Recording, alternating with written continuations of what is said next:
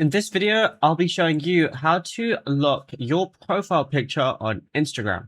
It's a very simple method, so if you find this video helpful, be sure to drop a like and subscribe. Now you can do this on, Android, iPhone, anything like that. You just want to head on over to your application, and from here you're going to be on your homepage. But on the bottom right, you're going to see your profile icon. So just go ahead and click on that. So normally if anyone went on your page and your profile, if they wanted to see a bigger view of your profile picture, they could go ahead and do that.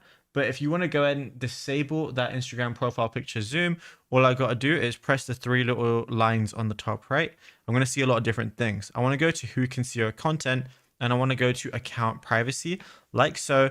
And then I'm going to see the option for allow profile picture expansion. So by default, this is going to be on. And if you don't want people zooming into your profile picture, just go ahead and turn this off just like that. And it's as simple as that. Now, if you found this video helpful, be sure to drop a like and subscribe. And also be sure to check out all our other tutorials that we've been posting on the channel as well.